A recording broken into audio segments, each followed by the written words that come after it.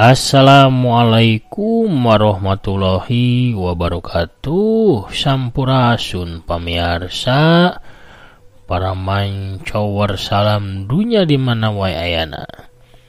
Wilujeng wengi, wilujeng patepang dangude sareng aki di acara dongeng Sunda anu dipedar di kanal YouTube Mancomania. Urang ngeureuh neraskeun hanca nu katunda pamiarsa dina jejer lakon nyaeta Jagal Alam Akhirat. Dincak ayeuna teh di bagian tetapi episode nu ka-8.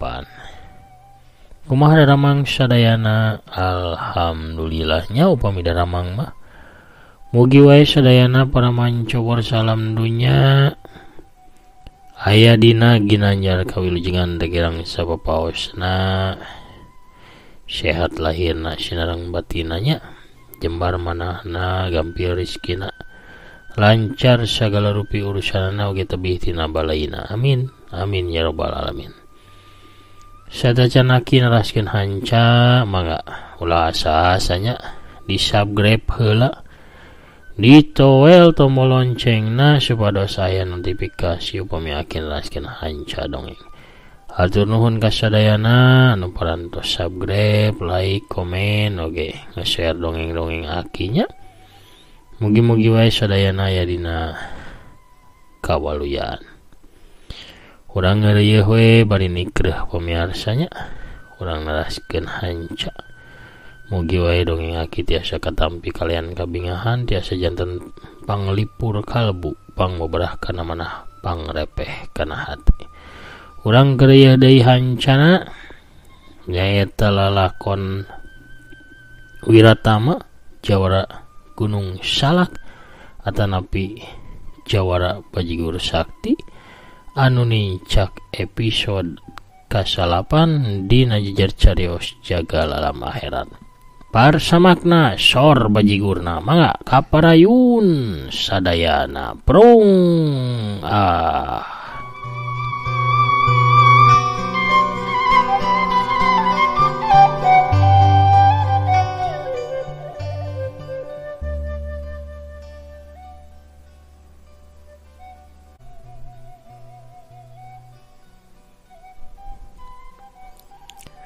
tekawas biasana.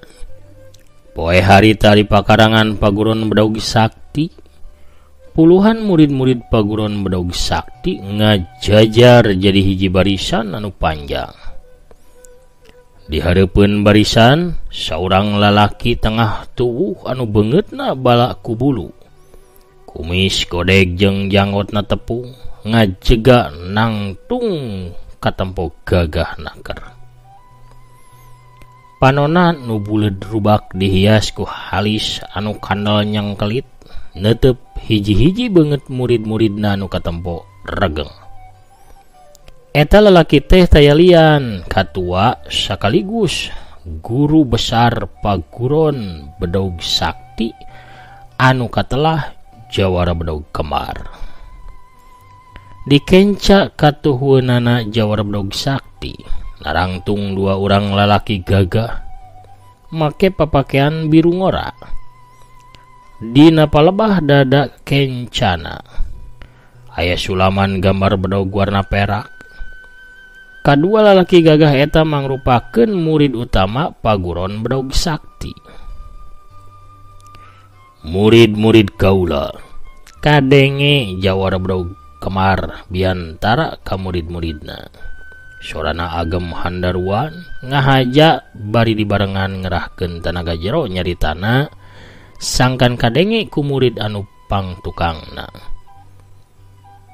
Dina danget ieu dunya pasilatan keur harengheng, keur ewuh pakewuh. Loba tokoh-tokoh anu tiwas teu bubuguh ditandasa ku Rajapati anu ngaku komplotan Jagal Alam Akhirat.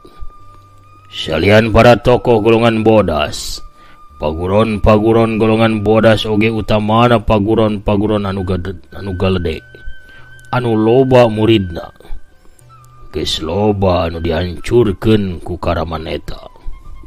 Ku kituna kaula ngahaja ngumpulkeun aranjeun sakabeh murid-murid kaula. Sangkan leuwih hariatna dina ngajaga keamanan. Sing caring cing pageuh kancing, sing saring set pageuh iket.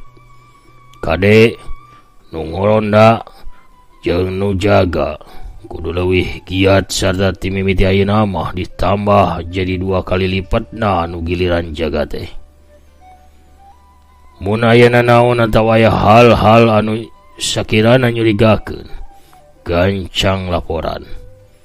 Ngarti aranjeun sakabeh. Sumuhun ngartos guru. Para murid kabeh hempak ngawalon. Sanggeus mere wajangan-wajangan anu sakirana diperlukeun, Jawara Budak Kembar teh ngabubarkeun barisan murid-muridna. Sakabeh murid gancang balubar tuluy ngalaksanakeun tugasna sewang-sewangan anu geus diparentahkeun ku nu jadi guruna.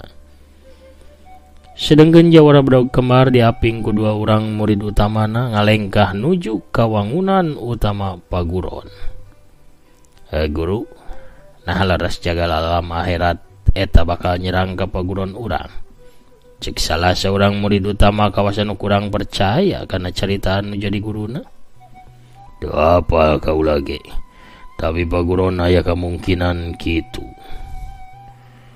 Sabab paguron-paguron gede di wewengkon kidul ieu meh sakabehna ge diserang ku komplotan jagal alam akhirat.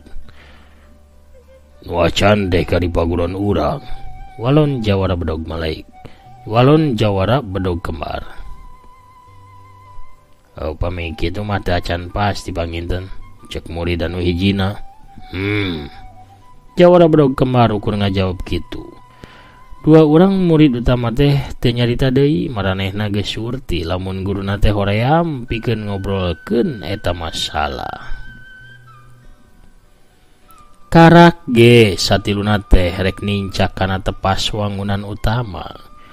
Ngadadak kadenge sora anu ngacerit tarik nahan ka nyeri. Satiluna silih teu pinuh ku pananya blesat. Jawara Budak Kembar ngablesat ka arah datangna sora anu ngajerit dituturkeun ku 2 urang murid utamana. Jawara Budak Kembar jeung 2 urang muridna teh ngarenyag reuwas. Sawab di kajauhan katempo aya 2 urang jalma make papakean sing sarua hideung. Bajuna aya kurudungan anu nutupan kana sirahna. 2 urang jalma eta keur dikarepuk ku ulasan murid paguron Budak Sakti nu ngarepuk ka tempo loba anu blag-blug larubuh. Guru, 2 urang di kurudung eta teh nya maranehna jagal alam akhirat teh. Walon Jawara Budak Kembar manehna ngagerem amak nampo murid-muridna tinggal oleh tarariroas. Biasana jagal alam akhirat datang nanti wanci peuting guru. Siga na maranehna geus teu sabar hayang gagancangan ngabasmi urang kabehan. Celeng curalit cele. Jawara Budak Kembar sabora kali ngagajreng tuluy salto 2 kali. Manehna langsung ancrup ka tengah-tengah kalangan tarung. 2 leungeunna harita langsung ngagentak ka hareup. 2 galumang angin ngadius tarik ngarah ka salah saurang jalma anu di kurudung hideung. Jalma anu ditarajang gancang malik bari ngadorongkeun 2 dampal leungeunna. Hiu. Put.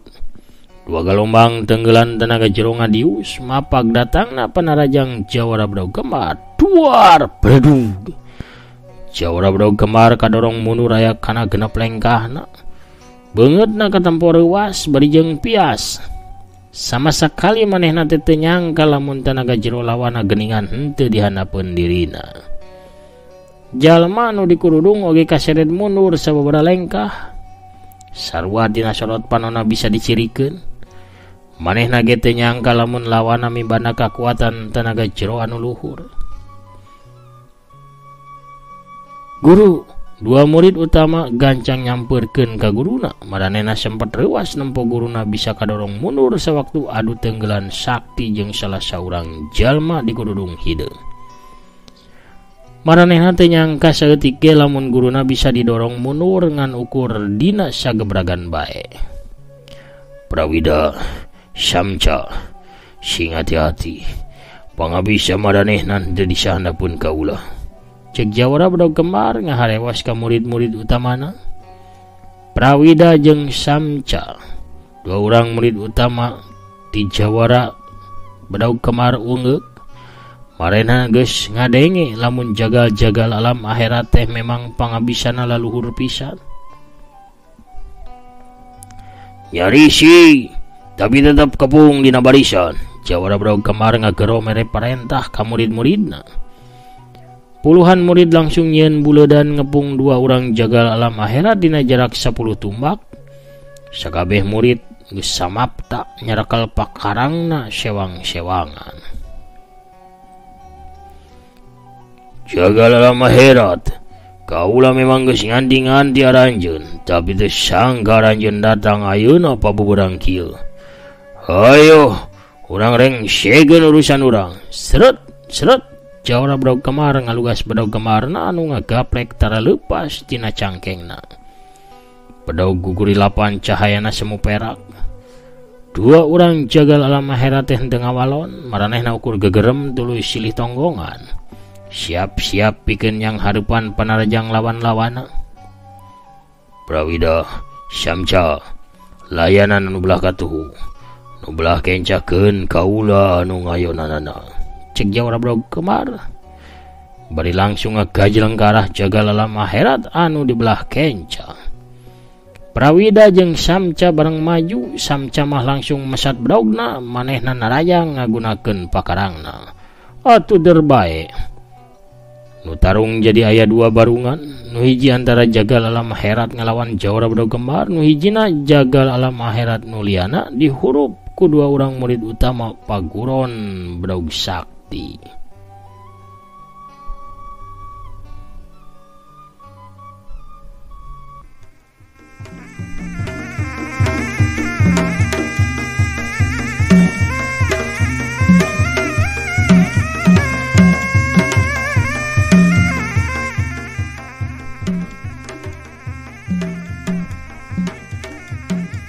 Kocapkeun Prawida jeung Samca anu harita ngahurup ka jagal alam akhirat di belah katuhu. Prawida anu mangrupakeun murid pangkolotna mere isyarah ka adi sapagurona pikeun tarung babarengan. Ieu teh sangkan maranehna bisa saling bantuan sarta saling talingakeun. Boh dina sawaktu narajang oge nakis serangan musuh. Tarung samodel kitu teu nguras teuing kana tanaga sarta bisa leuwih ngaripuhkeun pikeun lawan. Bener bae dina 15 jurus mimiti mah Prawida jeung Samca bisa ngadeseh lawana. Tapi dina jurus kagenep 18 maranehna kapancing maju pikeun narajang babarengan sabab jagal alam akhirat teh pura-pura leuseuh.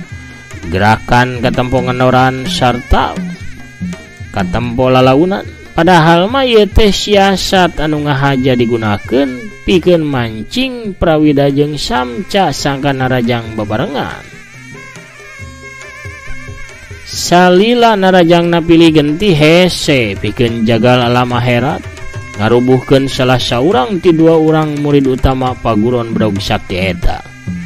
Sabab tiap dibalas narajang, salah saurang anu nalingakeun pasti nakis serangan balasan ti jagal alam akhirat.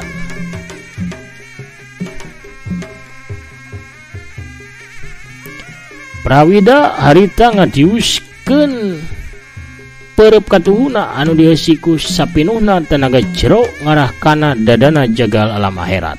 Sedengkeun Samca ngahambatkeun badaugna pikeun nigas beuheung musuh. Jagal alam akhirat katempo pasrah di tarajang kitu teh teu katempo manehna bakal ngagiwar atawa nyingkahan kana panarajang dua urang lawana. Prawida jeung Samca jadi gede hate. Duanana nambahan kacepatan seranganana, angin tenggelan Prawida ngadius tarik karasa pedes kana kulit musuhna. Kitu oge sabatan bedogna Samca ngajuit tarik melah angin. Hiu Wuksu. Sajengkal deui serangan dua murid utama paguruan Badaug Sakti bakal kena kana sasaranana. Dina gerakan anu kilat naker, jagala lama herat ngadadak ngagiwar ke belah kenca, tuluy ngelok pikeun nyingkahan dua panarajang anu arek ngalanyawana. Saterusna si kurudung hideung teh ngaheumatkeun peureup jeung taconganana ngarah kana dada jeung kekemplongna samca anu harita kabuka. Hiu bledag cebrot ayah. Samca ngegero tarik awakna meceleng ka tukang baritina bahamna nyebrotkeun getih seger. Kalayang kedebut. Samca tibanding kana lemah tuluy ngusek teu hudang deui. Samca tiwas dina kayan dadana remuk sarta kekemplongna jebol. Samca Prawida ngagero tuluy muru kalayon adi sapagurona. Bangsat, anjeun geus mateni adi kuring. Nyawa anjeun anu bakal jadi tebusanana. Ceuk Prawida bari kekerot amak ningali adina ngajapapang jadi banusan. Sebrut Prawida maju bari ngadiuskeun peureup katuhuna metakeun jurus ngagedor karang. Ieu jurus andalanana warisan tinu jadi guruna. Tenggelan ngagedor karang lain tenggelan biasa tapi tenggelan anu sanggup ngancurkeun batu karang anu pangteuasna. Ditarajang kitu jagala lama herat teuing cah balilahan manehna ngajegar di tempatna tapi sawaktu peureup Prawida nyampeuk. Peureup katuhuna jagala lama herat datang mapag gana peureup Prawida. Hiu wu bu. Prawida ngagero manehna ngajereg-jeg mundur bari ngerepeng. Peureup katempo beureum jeung lecet, tetela tenggelan andalanana teh eleh ampuh ku tenggelan nu jadi musuh. Bener-bener hebat tenaga jerona.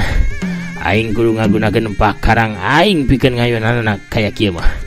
Kerentas Prawida dina jero batin. Seret seret. Murid utama Jawara Badaug Kemar teh nyabut dua bedog anu ngagaplek dina cangkengna. Prawida teh geus jadi guru ngora di paguruan Badaug Sakti mah. Sabab meh sakabeh elmuna Jawara Badaug Kemar geus diturunkeun ka manehna. Ukur Prawida anu ngawasa jurus-jurus Badaug Kemar warisan ti guruna. Sabab eta Prawida hiji-hijina murid Jawara Badaug Kemar anu mibana pakarang sarua jeung nu jadi guruna nyaeta sapasang Badaug Kemar. Bedana badaugna Jawara Badaug Kemar mah tina besi wajah disepuh ku perak sedangkan Prawida mah badaugna tina besi wajah bodas.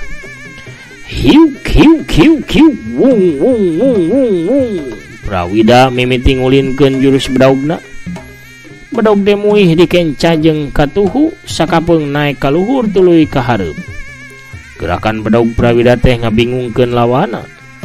Jagala lama herat panonna rutret nitenan kadua badaug lawana nu teu daek cicing. Ya! Prawida ngagero bari ngagajleng maju badaug di leungeun katuhuna ngolebat ngaheubat ti luhur rek narok tarang musuhna.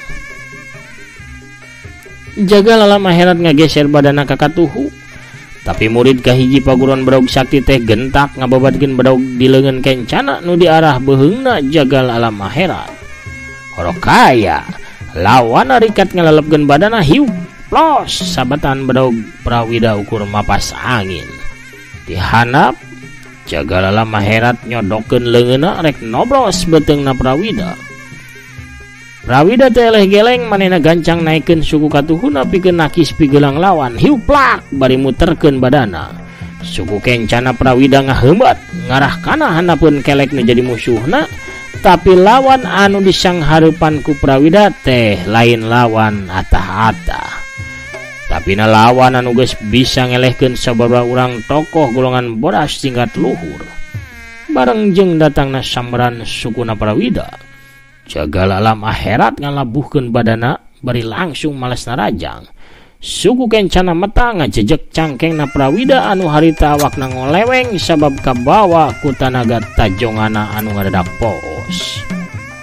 Hiu cedak, ayo salonton bro. Prawida labuhnya gigir, cangkengna karasa nyeri kawas anu potong, gancang manehna nahan napasna bari ngalirkeun tenaga jero kana cangkengna pikeun ngurangan rasa nyeri dina cangkengna.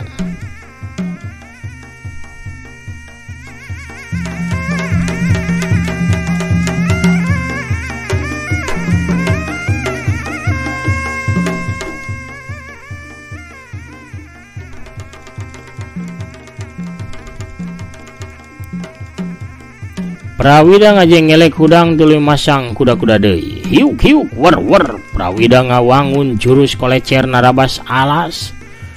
Dua bedogna muih dihareup pilih genti bari awakna ngablesat maju. Puteran dua bedog teh nimbulkeun angin panas sarta pantulan sinar bodas tina cahaya panon poe anu matak silo pikeun lawana. Hiuk wut wut. Dua sambaran bedog ngababad kana dada jeung kana cangkeng jagal alam akhirat. Jagal alam akhirat anu tetenjoana kaganggu sabab ngarasa serap ku pantulan cahaya tina bedog ngagajeng mundur ngajauhan. Cileng celek ti jarak 4 tumbak. Manehna ngadorongkeun dua dampal leungeunna ka arah Prawida. Hiu hiu hu. Dua ranggem angin tenggelan jarak jauh anu kacida tarikna ngadius tarik ke arah Prawida. Prawida kerahkeun tanaga jerona kana dua bedogna tuluy bedog diputerkeun tarik di hareupeun badana pikeun nahan gempuran nu jadi musuh. Wut wut duar. Panarajang jagal alam akhirat ditahan ku dua bedog nimbulkeun sora ngabledug manitarik. Prawida awakna maclang ka tukang tuluy labuh gugulitikan dina taneuh. Tetela tanaga jero jagal alam akhirat aya 2 tingkatna disaluhureun muridna jawara bedog kembar. Sanajan geus ditakis ku dua bedog masih ngajungka Prawida teh labuh gugulitikan sarta dadana karasa eungap jeung nyeri. Katempo aya getih kental ngalai tina selabiwirna tandaning Prawida tatu di jero.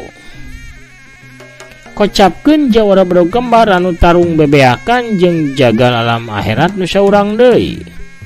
Saduana can aya nu rubuh, sarua gesitna sarua kuatna. Can aya anu kabeunangan. Jawara bedog kembar gerakanana leuwih gesit tapi musuhna unggul dina hal kekuatan tanaga jero. Eta teh katitenan tina sababaraha kali benrok tenggelan tanaga jero. Jawara bedog kembar teh remen kadorong mundur leuwih jauh tinu jadi musuhna. Dina kayan kitu curlat kalayang jeleg hiji bayangan beureum datang ka tengah-tengah kalangan tarung. Nu datang teh si horeng masa urang awewe tengah tuwuh di samping jangkung make kabaya beureum. Leungeun kencana ngelek boboko, sedangkeun leungeun katuhuna nyekla nyiru anu disuhun dina luhur sirahna. Heup heup heup heup heup. Areun heula ieu gelutna tarungna ieu. Reureuh heula. Mending ge ieu dieusian heula tanagana ku ieu ya. Aug ibi anu amis raos kareueut matak dedeyeun pokona mah. Dede karesepna Kang Agus ieu teh. Tah ieu dina boboko mah kukurawu alias urap jagong sok. Janajan heula ieu nu lalajo pamiharsa nu ngadangukeun sok. Mincuk heula nya. Dede. Pohara pamiharsa. Kuno rojolna bisa ruwiti urang cekapkeun heula dongengna dugi ka dieu.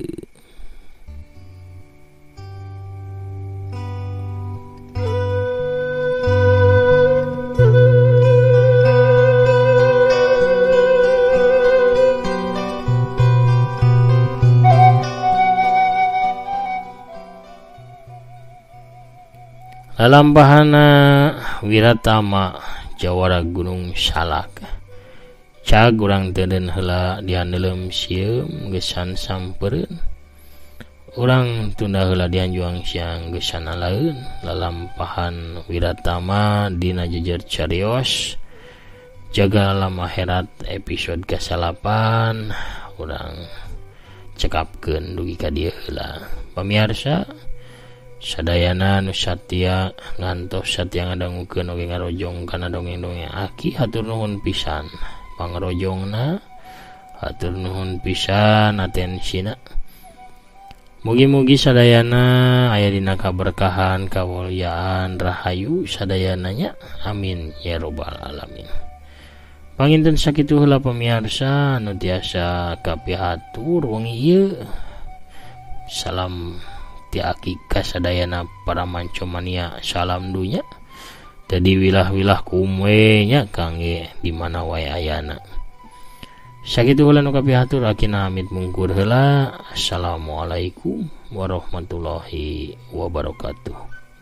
Permios cag hancam.